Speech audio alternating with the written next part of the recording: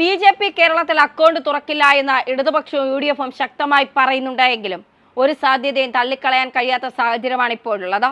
തിരുവനന്തപുരം, തൃശൂർ, ആറ്റിങ്ങൽ മണ്ഡലങ്ങളിലാണ് ശക്തമായ ത്രികോണ മത്സരം നടന്നിരിക്കുന്നത്. പന്ന്യൻ രവീന്ദ്രന് ഇടതുപക്ഷ സ്ഥാനാർത്ഥി വലിയ രൂപത്തിൽ വോട്ട് പിടിച്ചാൽ അത് ഏറ്റവും അധികം ദോഷം ചെയ്യുക യു.ഡി.എഫ് സ്ഥാനാർത്ഥി ശശി തരൂരിനായിരിക്കും. ഇടതുപക്ഷത്തിന്റെ അവസാന വോട്ടും പന്ന്യന്റെ പെട്ടിയിൽ വീണതിനാൽ ഇടതുപക്ഷ നേതൃത്വവും വലിയ ആത്മവിശ്വാസത്തിലാണ്.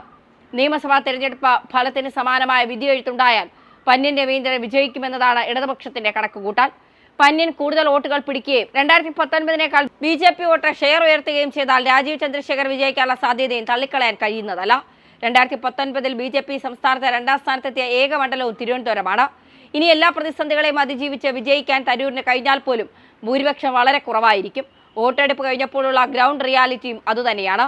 തിരുവനന്തപുരത്തിന്റെ അവസ്ഥ ഇങ്ങനെയാണെങ്കിൽ തൊട്ടടുത്ത മണ്ഡലമായ ആറ്റിങ്ങലിൽ സ്ഥിതി വ്യത്യസ്തമാണ്. ഇവിടെ ഇടതുപക്ഷ സ്ഥാനാർത്ഥി വി ജോയിക്കാണ് കൂടുതൽ സാധ്യത കൽപ്പിക്കുന്നത്. ബി.ജെ.പി. സ്ഥാനാർത്ഥി വി മുരളീധരൻ ശക്തമായി രംഗത്തുള്ളത് മൂലം യു.ഡി.എഫ്. സ്ഥാനാർത്ഥി അടൂർ പ്രകാശിന്റെ വോട്ട് ചോർത്തിക്കളഞ്ഞാൽ ജോയിക്ക് കാര്യങ്ങൾ എളുപ്പമാകും.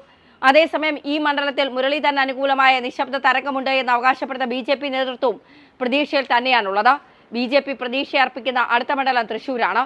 ഏറ്റവും ഒടുവിലുണ്ടായ തൃശൂർ പൂര വിവാദം കൂടി വോട്ടായാൽ സുരേഷ് ഗോപി വിജയിക്കുമെന്നാണ് ബി.ജെ.പി. നേതൃത്വം അവകാശപ്പെടുന്നത്. തൃശൂരിലും തിരുവനന്തപുരത്തും വിജയിക്കുമെന്ന നിഗമനത്തിലാണ് ബി.ജെ.പി. ദേശീയ നേതൃത്വവും ഉള്ളത്. എന്നാൽ ജനകീയനായ വി.എസ്. സുനിൽകുമാർ വന്നതോടെ തൃശൂരിന്റെ ചിത്രം മാറിയെന്നാണ് ഇടതുപക്ഷം അവകാശപ്പെടുന്നത്. തൃശൂർ വിജയിക്കുമെന്ന കണക്കുകൂട്ടൽ തന്നെയാണ് ഇടതു നേതാക്കൾ മുന്നോട്ട് പോകുന്നത്. കെ മുരളീധരൻ വന്നതോടെ പ്രതാപന് കിട്ടേണ്ട വോട്ടുകൾ യു.ഡി.എഫിന് ലഭിക്കുന്നില്ല എന്നാണ് ഇടതുപക്ഷവും ബി.ജെ.പിയും വിലയിരുത്തുന്നത്. മുരളീധരൻ ആകട്ടെ പാർട്ടി നേതാക്കളുടെ നിസ്സഹകരണത്തിൽ കടുത്ത അതൃപ്തിയിലാണ്. കോൺഗ്രസിന്റെ സംഘടനാ സംവിധാനം 2019 പോലെ ഇത്തവണയും തിരുവനന്തപുരത്ത് തൃശൂരും പ്രവർത്തിച്ചിട്ടില്ല എന്നത് ഒരു യാഥാർത്ഥ്യം തന്നെയാണ്. അതുതന്നെയാണ് നേതൃത്വത്തിന്റെ ചങ്കിടിപ്പിക്കുന്നത്. ഈ പ്രതിസന്ധികളെ മറികടന്ന് തരൂരും മുരളീധരനും വിജയിച്ചാൽ അത് യു.ഡി.എഫിന്റെ നേട്ടം എന്നതിലുപരി അവരുടെ വ്യക്തിപരമായ നേട്ടമായി മാറാനാണ് സാധ്യത. ബി.ജെ.പി. എ ക്ലാസ് മണ്ഡലമായി കരുതുന്ന പത്തനംതിട്ടയിൽ പ്രമുഖ ക്രൈസ്തവ സഭ പരസ്യമായി ബി.ജെ.പി. സ്ഥാനാർത്ഥി അനിൽ ആന്റണിക്ക് പിന്തുണ പ്രഖ്യാപിച്ചിട്ടുണ്ടെങ്കിലും വിജയിക്കാനൊരു സാധ്യതയില്ല എന്നതാണ് യാഥാർത്ഥ്യം. ഇവിടെ യു.ഡി.എഫ്. സ്ഥാനാർത്ഥി ആന്റണിയേക്കാൾ ഇടതുപക്ഷ സ്ഥാനാർത്ഥി തോമസ് ഐസക്കിനാണ് സാധ്യത കൂടുതൽ.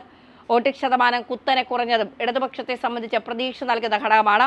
എം.പി. എന്ന നിലയിൽ ആന്റണിക്കെതിരെ മണ്ഡലത്തിൽ വലിയ വികാരമുണ്ടാകുമെന്നതും ഇടതു പ്രതീക്ഷകൾക്ക് ചിറക് നൽകുന്നതാണ്. കൈക്കൂലി ആരോപണം മുതൽ നിരവധി ആരോപണങ്ങളിൽപ്പെട്ട് മുഖം നഷ്ടപ്പെട്ട അനിൽ ആന്റണിക്ക് വലിയ തിരിച്ചടി ഈ തിരഞ്ഞെടുപ്പിൽ ലഭിക്കുമെന്ന കാര്യത്തിൽ ബി.ജെ.പിക്ക് ഉള്ളിൽ തന്നെ സംശയമില്ലാത്ത സാഹചര്യമാണുള്ളത്. പി.സി. ജോർജിനെ മാറ്റി നിർത്തി അനിൽ ആന്റണിക്ക് മത്സരിക്കാൻ സീറ്റ് നൽകിയതിൽ ബി.ജെ.പിയിലെ ഒരു വിഭാഗം കലിപ്പിലാണ്. ഇവർ തെരഞ്ഞെടുപ്പ് പ്രവർത്തനങ്ങളിൽ മാറി നിന്നിരുന്നു എന്ന റിപ്പോർട്ടുകളും ഇപ്പോൾ പുറത്തുവരുന്നുണ്ട്.